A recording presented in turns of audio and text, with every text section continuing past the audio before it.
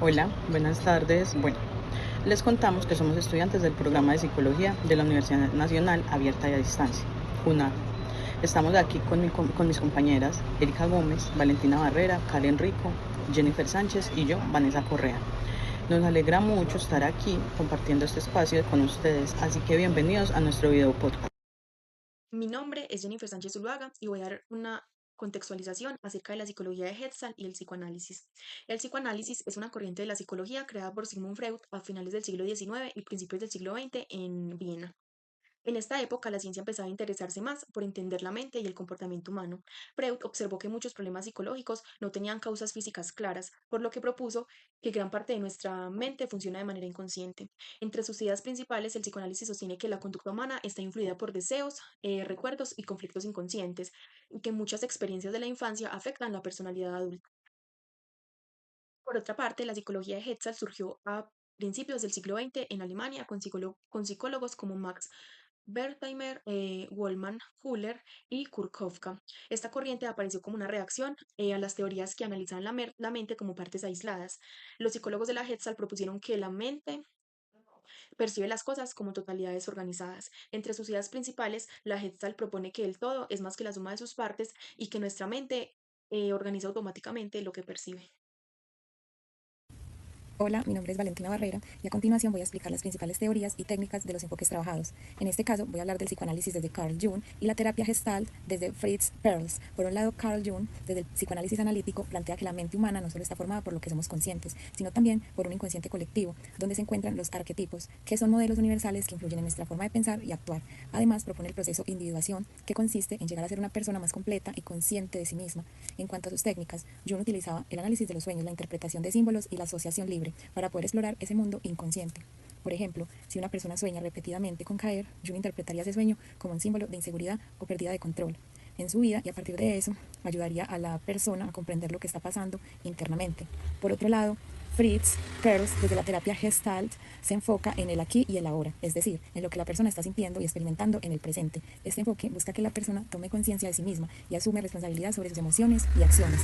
Dentro de sus técnicas más importantes se encuentra la silla vacía, el diálogo terapéutico y los ejercicios de conciencia emocional y corporal. Por ejemplo, en la técnica de la silla vacía, una persona puede imaginar que está hablando con alguien con quien tiene un conflicto y expresar lo que siente, lo que le permite liberar emociones y comprender mejor la situación. En conclusión, mientras Jung se enfoca en el análisis del inconsciente y los significados profundos, Pearls propone un enfoque más práctico centrado en la experiencia del presente y en la toma de conciencia. Hola, mi nombre es Erika Andrea Gómez Puerta, estoy cursando el segundo semestre de psicología y yo vengo a compartirles la definición del objeto de estudio del psicoanálisis y su aporte a la mente humana. El psicoanálisis tiene como objeto de estudio principal los procesos psíquicos de manera inconsciente, que influyen en la conducta, que influyen en nuestros pensamientos y en las emociones del ser humano. Esta corriente sostiene que gran parte de la vida mental, no es consciente, sino de manera inconsciente, y que los conflictos internos normalmente se originan en la infancia. Esto determina lo que es la personalidad y el comportamiento a lo largo de nuestras vidas. El psicoanálisis también se interesa especialmente por los deseos que están reprimidos, los conflictos emocionales, también los mecanismos de defensa y las dinámicas entre las instancias de la personalidad. El psicoanálisis, el aporte principal que hizo al estudio de la mente fue introducir la idea de que la mente humana es compleja, es dinámica y por supuesto en gran parte es inconsciente.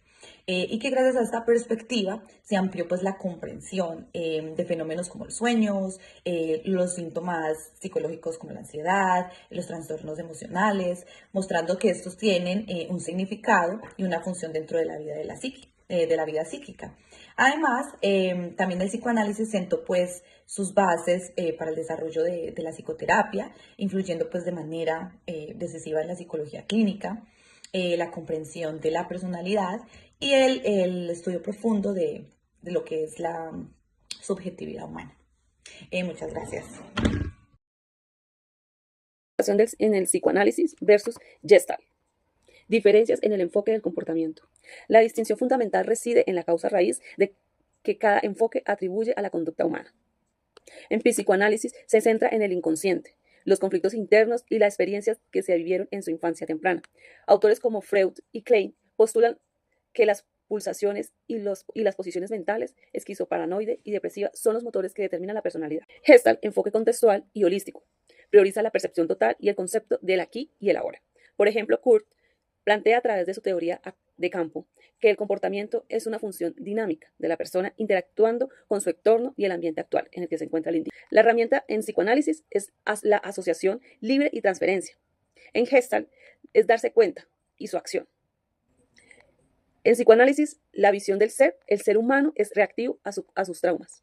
En Gestalt, el ser humano es capaz de autorregularse. Metodologías comparadas. Las herramientas utilizadas para investigar la mente muestran naturalezas opuestas, observación clínica y estudios de caos. En el psicoanálisis, Margaret y Freud utilizaban la observación del desarrollo infantil y el análisis de la transferencia para desentrañar y comprender la estructura profunda de la mente.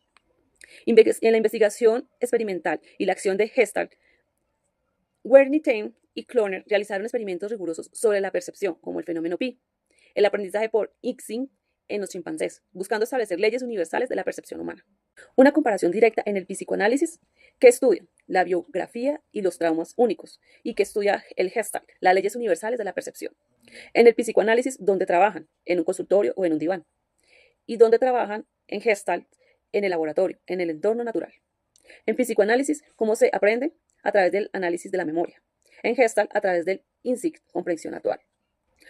Maher decía que las fases del desarrollo infantil eran importantes. Howard decía solución de problemas y similitudes y puntos de encuentro. A pesar de sus marcadas diferencias metodológicas, ambos enfoques comparten raíces históricas. Ambas corrientes no solo comparten una época, sino un destino geográfico y político. Se vieron obligados a emigrar a Estados Unidos durante la década de 1930, debido al ascenso del nazismo. La crítica a la ortodoxia, la Gestalt, especialmente a través de Laura y Fritz Perls, surgió cuestionando la rigidez del psicoanálisis freudiano para proponer un enfoque más corporal y racional, pero manteniendo siempre el interés de la complejidad humana. Comprensión integral.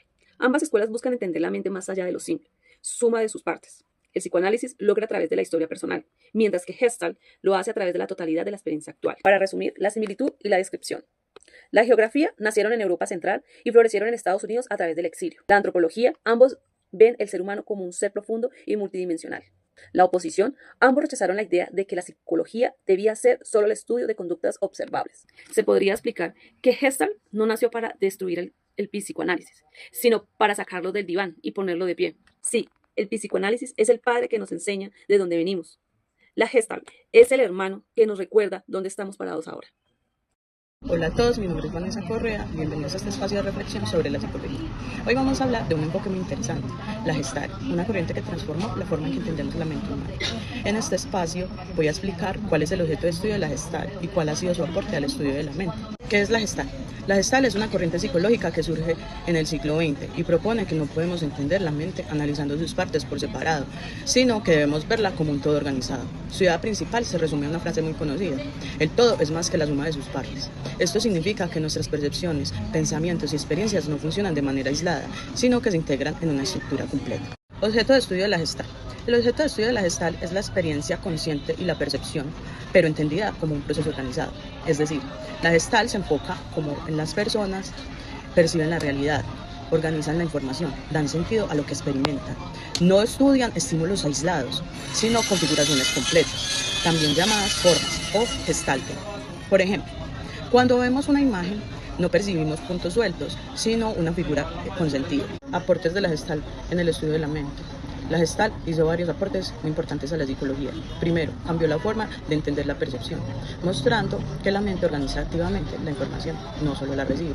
Segundo, introdujo principios como la figura y el fondo, la proximidad y la semejanza. Esto explica cómo interpretamos el mundo visual y cómo damos significado a lo que vemos. Tercero, influyó en áreas como la psicología cognitiva, la educación e incluso la terapia psicológica, especialmente en la terapia Gestalt. En conclusión, la Gestalt nos enseña que la mente humana no funciona de manera fragmentada, sino integrada. Su enfoque nos ayuda a comprender que la realidad que percibimos no es simplemente lo que vemos, sino cómo lo organizamos en nuestra mente. Eso sin duda ha sido un aporte fundamental para entender el comportamiento humano. Gracias por escuchar este podcast. Nos vemos en un próximo episodio.